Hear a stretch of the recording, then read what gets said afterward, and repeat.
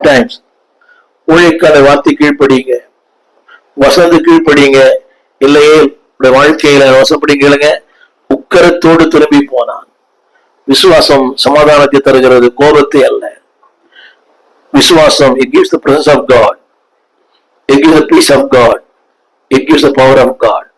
விசுவாசத்தினுடைய மேன்மை என்னவென்றால் வல்லமை தருகிறது, தேவ பிரசன்னத்தை தருகிறது, தேவனுடைய உறவை தருகிறது. presence of God, the promise of God.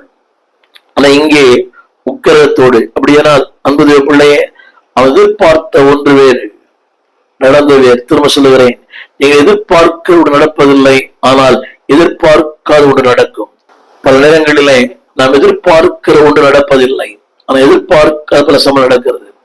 அங்கதான் தேவன் இருக்கிறார். டோன்ட் பி ஷாக்ட், உக்கர வேண்டாம். அடுத்து சொல்ல விரும்புகிறேன், அடுத்த ஒரு வார்த்தை, பி சென்சிபிள். 13ஆம் வசனத்தை நம்புவது மட்டுமல்ல, அந்த வார்த்தையை புரிந்து கொள்ளுங்கள். 13ஆம் வசனம், அவன் ஊழியக்கார் சமீபத்தில் வந்து அவனை நோக்கி, தகப்பனே, அந்த தீர்க்கதரிசி ஒரு பெரிய காரியத்தை செய்ய நமக்கு சொல்லி இருந்தார், நீ செய்வீர் அல்லவா? ஸ்நானம் பண்ணும் அப்பொழுது சுகமாவி என்றுதானே சொன்னான். உமோடு சொல்லும் போது அதை செய்ய வேண்டியது எத்தனை அதிகம் என்று சொன்னான். பல நேரங்களில பாருங்க, நம்ம வாழ்க்கையில தேவன் அறிவுபூர்வமாய் பேசுகிறார். சென்சிபிள். பல நேரங்களில் there are some things unreasonable, ஏற்றுக்கொள்ளப்பட முடியாது, ஆனா எளிமையான ஒன்று. இன்னொரு முறை 13ஆம் வசனம், ஒரு பெரிய காரியத்தை செய்ய நமக்கு சொல்லி இருந்தால் நீ செய்வீர் அல்லவா? ஸ்நானம் பண்ணும் அப்ப சுத்தமாவீர். எளிமையான அல்ல. தேவனுடைய கற்பனைகள் எல்லாமே பாரமானது அல்ல, எளிமையானது, ஏற்றுக்கொள்ளப்படக்கூடியது, மேன்மையானது, மகத்துவமானது. nothing is too hard for him. கடினமான ஒன்று அல்ல, எளிமையான, செய்யக்கூடிய, ஏற்புடைய ஒன்றுதான் என்று சொல்லுகிறார்.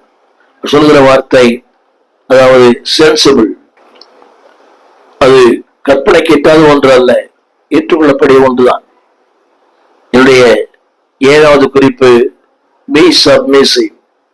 கவனிங்க, கீழ்ப்படியுங்கள், வாழ்க்கையே மாறும்.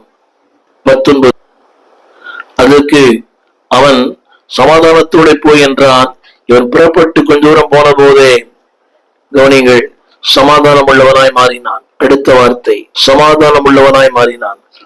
19ஆம் வசனம், இந்த காரியத்தை கர்த்தர் உமது அடியனுக்கு மன்னிப்பாராக என்றான். அதற்கு அவன் சமாதானத்தோட போய் என்றான்.